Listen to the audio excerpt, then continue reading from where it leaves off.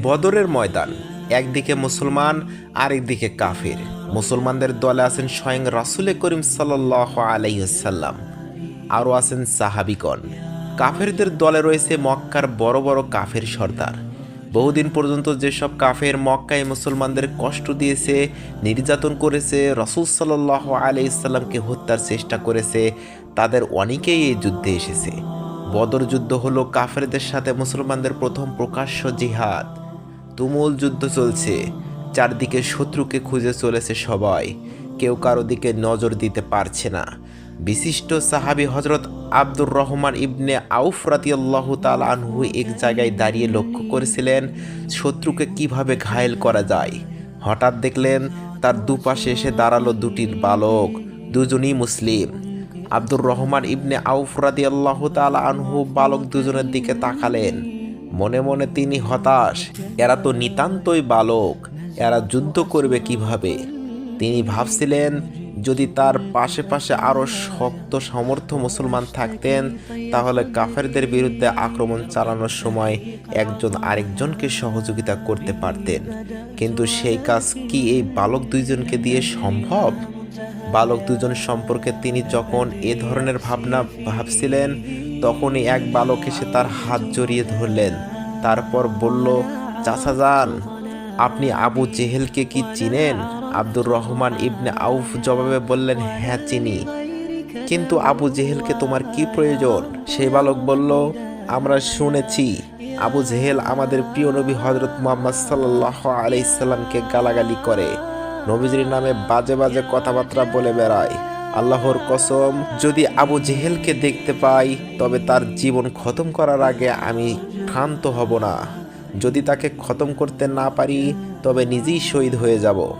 বালকের কথা শুনে আব্দুর রহমান ইবনে আউফ রাদিয়াল্লাহু তাআলা আনহু অবাক হয়ে গেলেন। অল্প বয়সী বালক, অথচ কি অসামান্য সাহস! এ সময়ের অপর বালকটিও তাকে জিজ্ঞাসা করলো, আবু জাহেলকে কোথায় পাওয়া যাবে? জানতে চাইল। আব্দুর রহমান ইবনে আউফ রাদিয়াল্লাহু তাআলা আনহু তাকেও প্রশ্ন করলেন, আবু জেহেলকে তোমার কি প্রয়োজন? এই বালকটিও আগের বালকের মতোই জবাব দিল, আবু জেহেলকে সেখানেই পাওয়া যাবে, তাকে হত্যা করবই, এ প্রত্যয় ব্যক্ত করলো। পাশে দাঁড়ানো দুই কিশোরের কথায় আব্দুর রহমান ইবনে আউফ রাদিয়াল্লাহু তাআলা আনহু যখন বিস্মিত হচ্ছিলেন, অবাক হয়ে যাচ্ছিলেন, তখনই দেখলেন যুদ্ধের ময়দানে ঘোড়ায় ছুটে চড়ে বেড়াচ্ছে আবু জাহেল। কিশোর দুজনকে দেখিয়ে দিলেন তিনি, বললেন, তোমরা আমার কাছে যার পরিচয় জানতে চাচ্ছ ওই যে সেই লোকটাই যাচ্ছে। আব্দুর রহমান ইবনে আউফ রাদিয়াল্লাহু তাআলা আনহু এর মুখের কথাই শেষ হতে না হতেই বালক দুজন ছুটল। তীরের মতো ছুটতে ছুটতে গিয়ে আবু জেহেলের সামনে হাজির হলো দুজন। আবু জেহেল ঘোড়ায় চড়ে ছুটছিল। বালক দুজনের পক্ষে ঘোড়ায় চড়া থাকা আবু জেহেলের শরীরে সরাসরি আঘাত করা ছিল অসম্ভব। একজন আক্রমণ করলো আবু জেহেলের ঘোড়ায়, আরেকজন আবু জেহেলের পায়ে খোলা তলোয়ার দিয়ে আঘাত করলো। মুহূর্তের মধ্যেই কাফের সর্দার আবু জেহেল মাটিতে গড়িয়ে পড়ল। মাটিতে পড়েই ছটফট করতে লাগলো আবু জেহেল। বালক দুজন সমান তালে তাকে আঘাত করে চলল। আবু জেহেলের পাশে পাশে যুদ্ধ করছিল এক ছেলে। হঠাৎ করেই বাবার এই করুণ দশা হতে দেখে সে থমকে গিয়েছিল প্রথমে। এরপর সে বালক দুজনের একজনের উপর তরবারি চালিয়ে দিল। বালকের মাথা লক্ষ্য করে তরবারির আঘাত করছিল আবু জেহেলের ছেলে, কিন্তু সে আঘাত এসে লাগলো বালকের হাতে। হাতটি শরীর থেকে আলাদা হয়ে একটি চামড়ার সাথে ঝুলে রইল। আবু জেহেলের ছেলে ভেবেছিল আক্রমণ করে সে বালকের হাতে যখন কেটে ফেলতে পেরেছে তখন আর বালক দুজনকেই ধরাশয়ী করা কোনো ব্যাপারই নয়। কিন্তু তার এই ভাবনার মৃত্যু হলো সামান্য সময়েই।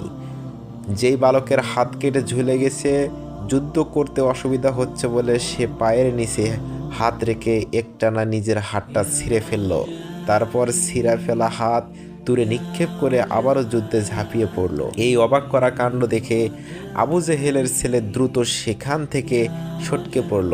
বালক দুজন আবারও আবু জেহেলের শরীরের ওপর চড়ে বসল। এখনও আবু জেহেল মরেনি।